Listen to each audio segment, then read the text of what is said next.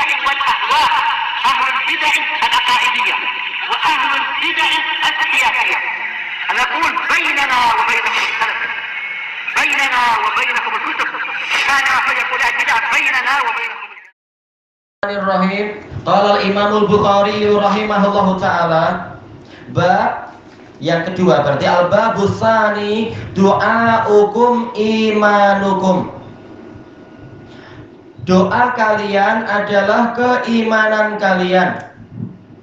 Liqaulihi ta'ala, berdasarkan firman Allah Ta'ala, qul ma ya'ba'u bikum rabbi laula du'aukum. Katakan wahai Rasulullah kepada mereka, Rabbku tidak peduli kepada kalian, tidak ambil berat kalian kalau bukan karena doa kalian, yaitu ibadah kalian. Dijelaskan oleh Syekhul Islam, doa di sini doa masalah dan doa ibadah. Intinya, kalau kalian tidak mau ibadah kepada Allah, kalian tidak ada harganya di sisi Allah Ta'ala. Wa makna doa fil lughah al-iman. Makna doa secara bahasa adalah keimanan. Baik. Lalu apa sisi pembahasannya di sini? Diterangkan oleh Imam Nawawi rahimahullahu taala, karena Imam Nawawi punya syarah terhadap Sahih Bukhari, namun tidak lengkap, beliau meninggal dunia duluan. Nah, Ibnu Hajar menukilkan itu, dan di Damas ada beberapa jilid pertama, kalau tak salah duluan buka-buka itu. Imam Nawawi punya syarah Sahih Bukhari tapi tak lengkap.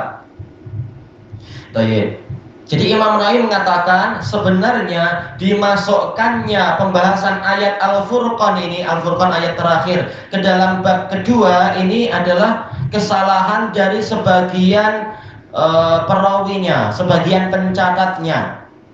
Memang kebanyakan pencatat yang ada sampai sekarang mencatatnya seperti ini di hadapan kita ini, bab 2 doa hukum iman hukum. Tapi telah kami dapatkan, kata Imam Nawawi, dalam sebagian manuskrip ternyata ini maktuf kepada asar terakhir sebelum bab ini, yaitu apa? Asar Ibnu Abbas, syir'atan wa minhaja sabilan wa sunnatan. Kemudian Ibnu Abbas menafsirkan qul ma ya'ba'u bikum rabbi laula du'aukum ay laula imanukum. Jadi sebenarnya ini masuk ke pembahasan sebelum bab yang baru.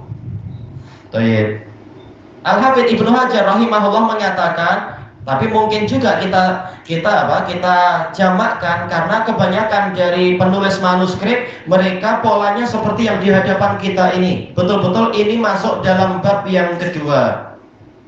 Cara menjamaknya bagaimana? Yaitu memang Imam Bukhari sengaja masuk ke bab yang baru dan kemudian mengisyaratkan kepada asar yang baru, asar Ibnu Abbas untuk ayat yang lain. Dan itu tidak masalah, kita tak rugi, tak ada yang hilang.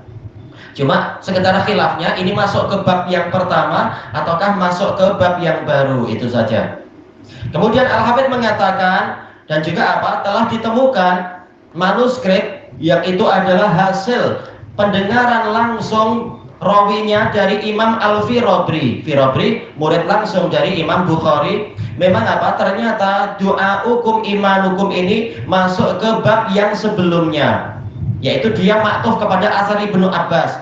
Untuk bab yang kedua itu nanti hadis ke-8, itu baru bab yang kedua. Tapi intinya tak masalah itu, karena kita tak rugi, tak ada yang hilang. Cuma sekedar penyusunannya saja, apakah ini ataukah itu. Berarti yang menjadi inti pembahasannya adalah bagaimana sekarang asar ini. Asar ini diriwayatkan oleh Imam At-Tabari rahimahullahu taala di dalam tafsir surat Al-Furqan, juga diriwayatkan oleh Imam Ibnu Abi Hatim di dalam tafsir Al-Furqan. Ini ayat yang paling akhir.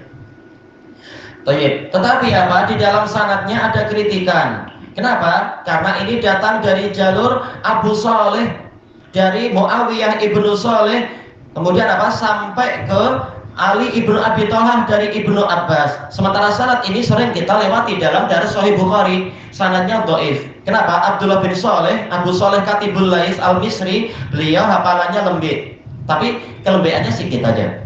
Ali bin Abi Thalhah Al-Qurashi, beliau siqah, tetapi masalahnya beliau tidak pernah jumpa Ibnu Abbas, maka dhahir sanadnya putus. Hanya saja Imam Ahmad rahimahullahu taala mengatakan bukunya itu terpelihara. Dia memang tak pernah jumpa Ibnu Abbas, tetapi dia mendapatkan buku itu, dan itu memang buku dari Ibnu Abbas, maka tak masalah sebenarnya. Berarti apa? Kelemahannya tinggal si Abdullah bin Soleh. Tetapi telah dijelaskan oleh Imam Ahmad, kitab itu juga terpelihara di Abdullah bin Soleh. Walaupun hafalannya tidak seberapa kuat, namun dari sisi penjagaan buku dia sekretari yang baik. Maka yang seperti ini insya Allah tidak mengapa. Makanya kalau kita lihat di dalam tafsir-tafsir, banyak sekali pengambilan riwayat apa? Ali bin Abi Thalhah dari Ibnu Abbas, selalu dinukilkan itu. Boleh jadi sebagai penguat, atau karena para ulama memandang kitab itu memang terpelihara, kitab Ibnu Abbas. Makanya Al-Hafidz Ibnu Hajar memberikan kesimpulan bahwasanya seperti ini akan menguatkan keadaan dari riwayat tersebut, dan itu tidak mengapa insya Allah. Adapun yang mengatakan tetap dhaif juga tidak mengapa, memang dohir sanadnya dhaif. Intinya apa? Intinya Imam Al-Bukhari rahimahullahu taala ingin menguatkan pendapat Ahlus Sunnah wal Jamaah bahwasanya memang yang namanya amalan itu bagian dari iman. Buktinya apa? Doa. Doa ini adalah amalan. Doa masalah orang mengangkat tangan kemudian berdoa, ya Allah begini begini begini. Itu amalan, amalan lisan, dan jelas itu amalan. Ternyata Ibnu Abbas menamakan itu sebagai iman.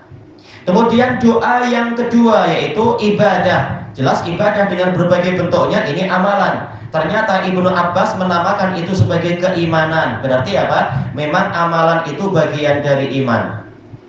Baik. Selesai pembahasan dari tafsir Al-Furqan terkait dengan masalah ini. Doa di sini maksudnya adalah keimanan. Walaupun jumhur para mufassirin, Qatadah dan lain-lain, dan sanadnya ma'ruf sahih, ada yang hasan, mengatakan bahwasanya doa ini adalah terbagi dua, yaitu apa? Doa mas'alah dan doa ibadah. Intinya Allah tidak ambil berat kepada kalian kalau bukan karena ibadah kalian dengan menjalankan perintah dan menjauhi larangan, dan itu iman juga sebenarnya. Kalau bukan karena kalian rajin berdoa kepada Allah, kalau bukan karena kalian rajin ibadah kepada Allah, niscaya kalian tidak ada harganya di sisi Allah. Bahkan hewan masih lebih baik. Hewan secara fitrah masih apa? Mentasbihkan Allah dan banyak memuji Allah Ta'ala. Sekarang kita masuk kepada hadis yang baru.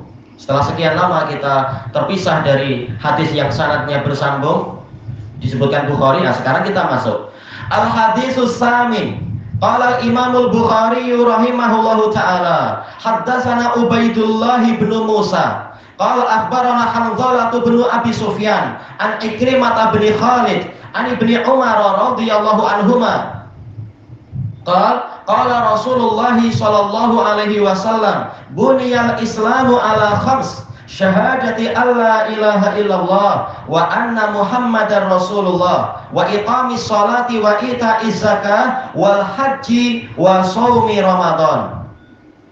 Baik. Imam Bukhari mengatakan haddatsana Ubaidullah bin Musa. Ubaidullah bin Musa, beliau adalah Abu Muhammad Ubaidullah ibnu Musa Al-Kufi, siqah. Cuma apa? Beliau agak dikritik oleh para ulama, dikritik oleh Imam Ahmad dan lain-lain karena apa?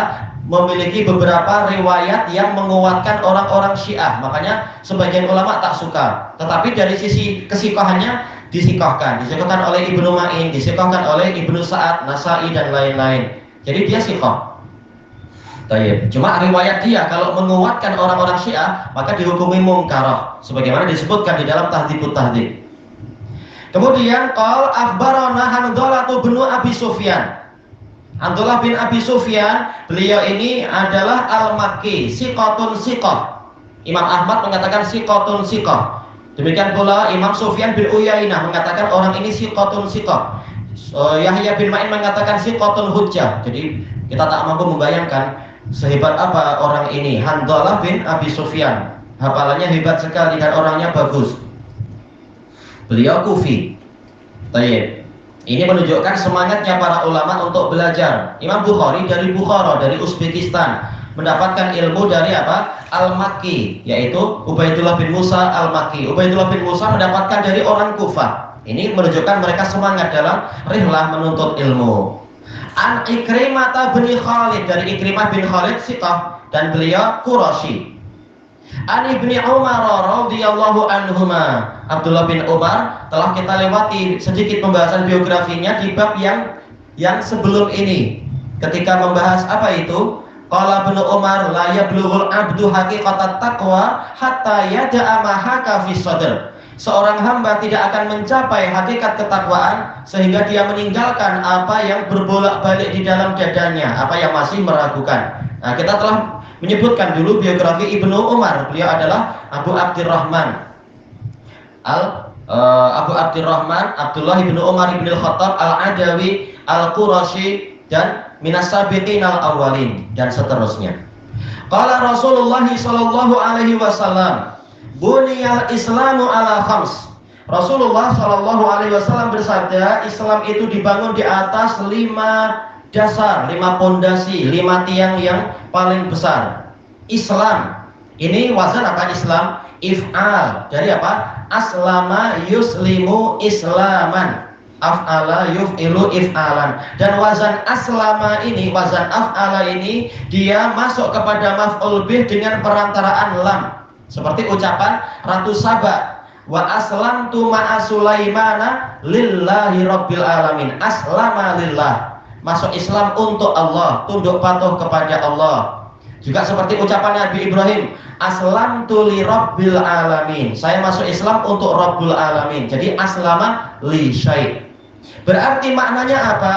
Dijelaskan oleh Syekhul Islam Ibnu Taimiyah rahimahullahu taala sebagaimana dalam Majmu'ul Fatawa. Ini Islam adalah al-istislamu lillah bil khudu'i wal inqiyadu lahu bit ta'ah, yaitu tunduk patuh kepada Allah dengan cara apa? Yaitu melaksanakan tauhidullah dan menjauhi kesyirikan, wal inqiyadu lahu bit ta'ah, dan mematuhinya dengan ketaatan. Itulah yang namanya Islam, bukan hanya syahadat lalu maksiat, bukan hanya syahadat lalu tak mau sholat, bukan hanya syahadat tapi ternyata masih pergi ke Bomo, masih memelihara tangkal. Itu bukan Islam yang diinginkan oleh Allah dan Rasulnya. Baik, makanya dijelaskan oleh Imam Ibnul Qayyim rahimahullahu ta'ala, Islam ini kembalinya kepada makna salim. Illa man atallaha biqalbin salim, kecuali orang yang mendatangi Allah dengan hati yang selamat. Apa itu hati selamat? Yaitu hati seorang muslim yang dia hanya tunduk patuh kepada Allah dan menjauh dari segala macam kesyirikan dan kemaksiatan. Inilah Islam yang sebenar. Sebagaimana juga dijelaskan oleh Imam Ibnu Rajab Al-Hambali Ad-Dimashqi rahimahullah, sebagaimana dalam tafsir Ibnu Rajab Anda dapatkan, Islam itu istislamu lillah, yaitu tunduk patuh kepada Allah bitauhidi wal inqiyadu lahu bitta'ah, dengan mentauhidkan Dia dan mematuhinya, yaitu apa? Mengikutinya dengan ketaatan. Itulah Islam. Dan Islam terbagi menjadi 2, Islamun 'am wa Islamun khas. Islam yang bersifat umum dan Islam yang bersifat khusus. Sebagaimana dijelaskan oleh Syekhul Islam Ibnu Taimiyah rahimahullah dalam kitab Tadmuriyah. Islam yang bersifat umum yaitu Islamnya para nabi semuanya. Baik, sebagaimana ucapan Nabi Nuh, wa umirtu an akuna minal muslimin, dan saya diperintahkan agar termasuk dari kaum muslimin. Juga seperti apa? Firman Allah tentang Nabi Ibrahim, maka na Ibrahimu Yahudiyya wala Nasraniyya walakin kana hanifan muslima wa ma kana minal musyrikin. Ibrahim bukan Yahudi, bukan Nasrani, tetapi dia orang yang lurus, yang muslim, dan dia bukan termasuk dari kaum musyrikin. Ini adalah Islam yang apa? Yang umum. Sebagaimana apa? Ucapan Nabi Musa kepada kaumnya, wa 'alallahi fatawakkalu in kuntum muslimin, hendaknya hanya kepada Allah lah kalian bertawakal apabila kalian adalah kaum muslimin. Baik, sebagaimana doa siapa misalkan? Doa Nabi Yusuf alaihi salatu wassalam, tawaffani musliman wa alhiqni bis-sholihin, wafatkanlah saya sebagai seorang muslim dan gabungkanlah saya kepada rombongan orang-orang yang soleh. Juga sebagaimana pernyataan hawariyunnya Nabi Isa mengatakan apa? Washhad bi annana muslimun, persaksikanlah wahai Isa, bahwasanya kami adalah kaum muslimin. Ini Islam yang bersifat umum, yaitu mentauhidkan Allah dan menaati Rasul yang diutuskan di masa itu. Adapun Islam yang di hadapan kita ini, yang di dalam hadis ini, Islam yang bersifat khusus. Kenapa? Mengatakan la ilaha illallah Muhammadur Rasulullah, bukan lagi bilang Isa Rasulullah, Musa Rasulullah, tapi Muhammad Rasulullah. Berarti ini Islam yang khusus, yang barang siapa tidak mau membaca 2 kalimat syahadat, dia dihukumi kafir. Karena sekarang zamannya dakwah Nabi Muhammad sampai hari kiamat, orang tak boleh lagi masih mengikuti ajaran Nabi Musa dan sebagainya. Ini Islam khusus. Tayyib.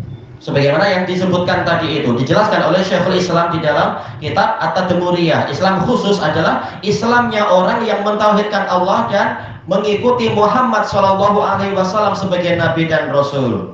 Dan juga hal itu dijelaskan juga oleh Imam Ibnu Rajab di dalam tafsir beliau.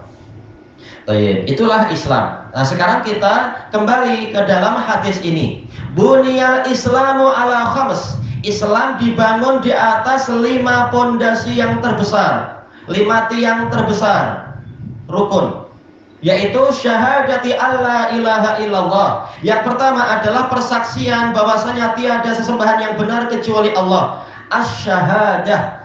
Asy-syahadah itu adalah pengakuan dan pengumuman yang dibangun di atas ilmu. Sebagaimana dijelaskan oleh Al-Allamah Ar-Raghib Al-Asbahani rahimahullah dalam Mufradat Al-Fadhil Quran. Yang namanya asy-syahadah adalah al-qaul al-mabni 'alal ilm, ucapan yang dibangun di atas ilmu. Ulama yang lain mengatakan syahadah adalah al-adzan, yaitu pengumuman, wal i'lam, pemberitahuan, wal iqrar, pengakuan, al-mabni 'alal ilm, yang dibangun di atas ilmu. Berarti apa? Memang wajib belajar, bukan hanya ikut-ikutan dan tidak mau tahu, bahkan wajib belajar. Allah Ta'ala berfirman, illa man syahida bil haqqi wa hum ya'lamun, kecuali orang yang bersaksi dengan benar dalam keadaan mereka tahu. Jadi syahadat itu dibangun di atas ilmu, wajib belajar. Juga sebagaimana ucapan saudara-saudara Nabi Yusuf, wa ma syahidna illa bima alimna, kami tidak bersaksi kecuali dengan apa yang kami tahu. Jadi syahadat ini dibangun di atas ilmu. Baik. Persaksian apa? Allah ilaha illallah, bahwasanya tiada sesembahan yang benar kecuali Allah. Jelas yang diinginkan bukan hanya syahadat lalu tetap saja berbuat syirik, itu bukan syahadat yang benar, itu adalah dusta. Makanya dalam riwayat Imam Muslim dengan sanad yang lain dan lebih kuat daripada riwayat Ubaidullah bin Musa. Kita tahu Ubaidullah bin Musa walaupun beliau siqah, tapi Imam Ahmad tak suka karena dia punya riwayat-riwayat yang mungkarah. Alhamdulillah ada sanad-sanad yang lain, diantaranya di dalam Sahih Muslim sendiri diriwayatkan oleh ulama yang lain, yang mana Rasulullah bersabda apa? Bunyal Islamu ala khamsin ala ayyuwahhadallah. Islam dibangun di atas 5 perkara. Yang pertama yaitu agar Allah ditauhidkan. Ini menunjukkan bahwasanya syahadat yang paling utama, syahadat yang terpandang bukan sekedar ucapan lisan, tapi benar-benar dibuktikan dengan mentauhidkan Allah, membuang benda-benda keramat yang selama ini disimpan dan diagung-agungkan, tidak lagi percaya pada khurafat dan tahayul, tidak lagi takut pada jin, setan, hantu dan apa saja itu, betul-betul hanya bersandar dan yakin kepada Allah Ta'ala semata. Ini baru Islam yang betul-betul kuat.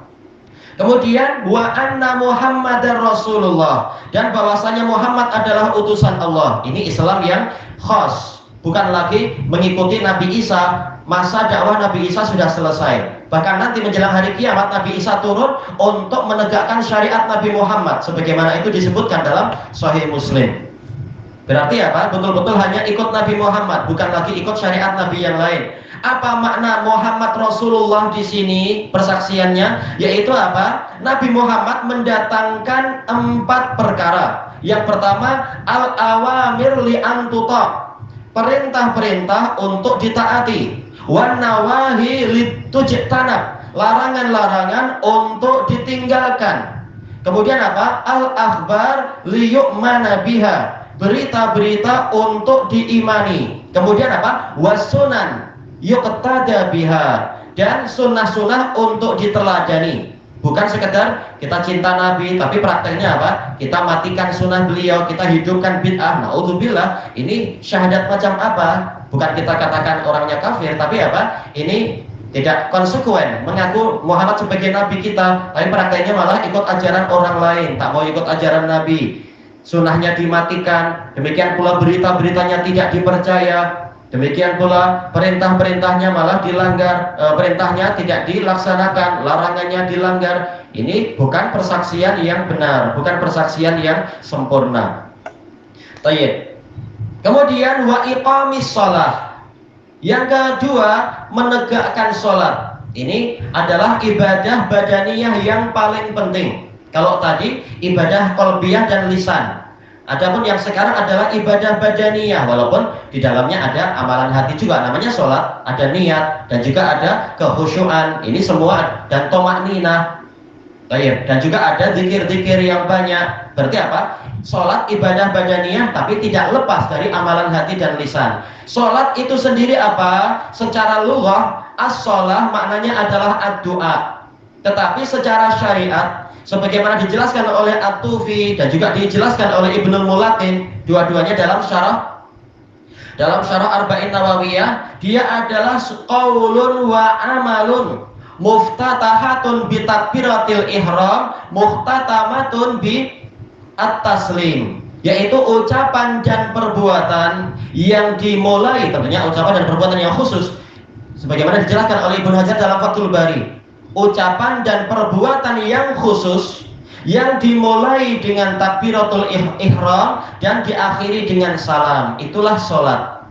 Bukan lagi doa-doa biasa, tapi amalan yang ma'ruf yang Rasulullah mengajarkan untuk melaksanakan itu. Ada ruku, ada sujud, ada i'tidal, ada duduk dan sebagainya itu. Sekarang Islam dibangun di atas apa? Penegakan sholat. Bukan sekedar melaksanakan sholat, tapi menegakkan sholat. Apa makna menegakkan sholat? Diriwayatkan oleh Imam dijelaskan oleh Imam At-Tabari, Ibnu Jarir At-Tabari di dalam tafsir beliau dari Qatadah, sanadnya hasan dan boleh disahihkan. Yang namanya iqamatus shalah adalah melaksanakan sholat dengan memenuhi syarat dan rukunnya serta melaksanakan kewajiban-kewajibannya. Itulah yang namanya menegakkan sholat. Makanya kalau kita bayangkan ini pembahasan tauhid dan pembahasan sholat saja, boleh jadi masih banyak dari saudara-saudara kita yang Islamnya itu cacat, dan itu harus diakui. Tauhidnya saja kita lihat bagaimana mereka kacau, berbuat syirik masih banyak. Demikian pula sholatnya saja tidak ikut sholatnya Nabi. Makanya hadis ke-8 ini saja sudah menjadi koreksi yang besar. Apakah Islam yang sebenar dan sudah seberapa kadar keislaman kita? Berarti apa? Perlu lebih banyak belajar dan beramal. Sambil terus apa? Terus berusaha memperbaiki diri. Enggak terlambat, selama masih hidup tidak ada kata terlambat. Kemudian yang ketiga, wa ita'iz zakah, menunaikan zakat, membayarkan zakat. Az-zakah secara lughah adalah at-taharah wan nama. Zakat secara bahasa mengandungi dua makna. Yang pertama at-taharah, kesucian.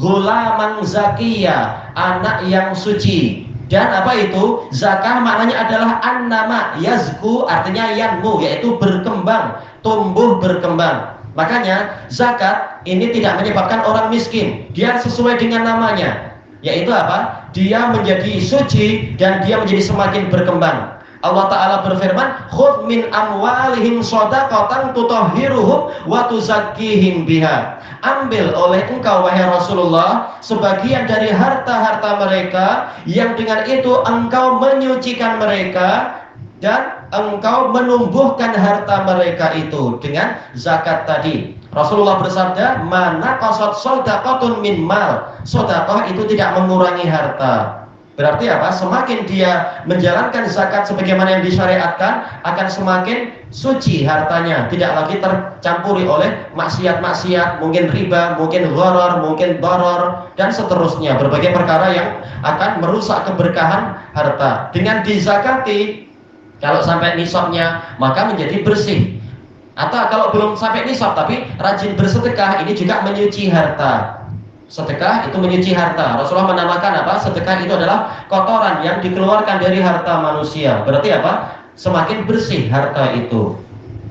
Baik. Zakat itu adalah yaitu harta yang khusus dengan kadar yang khusus dikeluarkan pada waktu yang khusus. Sebagaimana dijelaskan oleh Ibnu Hajar dalam Fathul Bari. Baik, ada aturannya. Kemudian yang keempat, al-hajju, yaitu haji. Al-hajj lughatan adalah al-qasdu, yaitu menyengaja. Secara syariat adalah qasdu baitillahil haram fi waqtin makhsusin wa ala hayatin makhsusah, yaitu menyengaja pergi ke Baitullahil Haram di waktu yang dikhususkan dan di tempat yang dikhususkan. Berarti apa? Mulai talbiyahnya adalah boleh dari rumah, tetapi yang wajib adalah nanti ketika sudah mencapai miqat. Dengan apa? Pakaian yang dikhususkan dan sebagainya itu dikhususkan, tidak wajib putih, tetapi apa? Dikhususkan peraturan-peraturan itu kalau yang terutama yang laki-laki. Dan waktunya khusus. Kalau haji jelas itu adalah di Ashhurul Hurum, di bulan-bulan haji, yaitu apa? Di Syawal, Dzulqa'dah dan awal-awal Dzulhijjah. Itulah haji dan tempatnya ma'ruf, bukan ke Najaf, bukan ke Irak atau ke Iran, tapi ke tanah suci Makkah. Kemudian haji yang kecil umrah. Yang kelima terakhir wa shaumi Ramadan. Dalam riwayat Imam Muslim dan yang lainnya wa siyami Ramadan, puasa di bulan Ramadan. As-shaum was siyam secara lughah adalah al-imsak, menahan diri. Sebagaimana perintah Allah Taala kepada Maryam, mengatakan apa itu? Fa imma tarayinna minal basyari ahadan faquli inni nadartu lirrahmani shauma falan ukallimal yauma insiya. Maka apabila engkau melihat ada seseorang, maka katakan kepadanya, tapi dengan isyarat, saya telah bernadar kepada Ar-Rahman, hari ini saya akan puasa. Puasa yang mana? Saya tidak akan mengajak bicara pada siapapun. Ini imsak, menahan diri. Itu secara bahasa. Adapun secara syariat, as-shaum adalah al-imsaku anil mufattirat fi waqtin mahsus, yaitu menahan diri dari perkara-perkara yang membatalkan puasa. Yaitu apa? Yaitu makan, minum, dan jima di waktu yang dikhususkan. Yaitu apa? Yaitu apa? Min tulu'il fajr ila ghurubis syams, sejak terbitnya fajar sampai terbenamnya matahari. Nah, yang menjadi puasa yang wajib, puasa yang fardu adalah apa? Puasa Ramadan, di bulan Ramadan itu. Baik, dengan tata cara yang ma'ruf. Nah, ini kelima-limanya ini adalah sebagai penegak terbesar dari agama Islam, rukun yang terbesar. Baik. Kesimpulannya apa di sini? Apa yang diinginkan oleh Al-Imamul Bukhari rahimahullahu taala di dalam kitab ini, dalam Kitabul Iman, yaitu apa? Tatkala kita sudah tahu bahwasanya segala jenis ibadah itu bagian dari iman, seperti yang disebutkan tadi itu dari asar Ibnu Abbas. Kemudian Imam Bukhari mengingatkan, Islam itu sendiri dibangun di atas 5 ibadah yang sangat besar. Yaitu apa? Ibadah yang terkait dengan tauhidullah, ibadah yang terkait dengan sholat. As-sholah silatun bainal abdi wa rabbi. Sholat adalah hubungan antara hamba dengan Rabbnya. Kalau dia malas sholat, berarti dia tidak menjaga hubungan dengan Allah. Na'udzubillah. Baik. Kemudian apa? Ibadah maliyah yang terbesar, yaitu zakat. Dijelaskan oleh Ibnu Hajar, zakat adalah ibadatil maliyah, ibadah hartawi yang terbesar.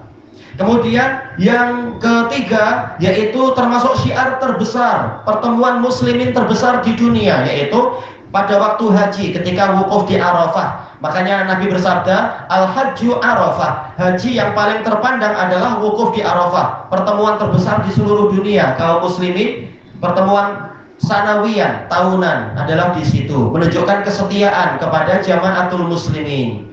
Kemudian apa? Puasa Ramadan menunjukkan kesiapan untuk berkorban untuk Allah Ta'ala, mengorbankan diri dengan apa?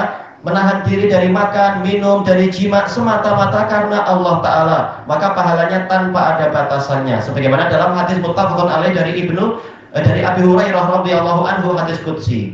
Baik, ini semua adalah ibadah dan ini semua adalah bagian dari iman. Berarti memang iman itu bertambah dan berkurang. Ilahuna wallahu a'lam. Subhanakallahumma wa bihamdika la ilaha illa anta astaghfiruka wa atubu ilaik. Alhamdulillahirabbil alamin. Jazakumullah khairan.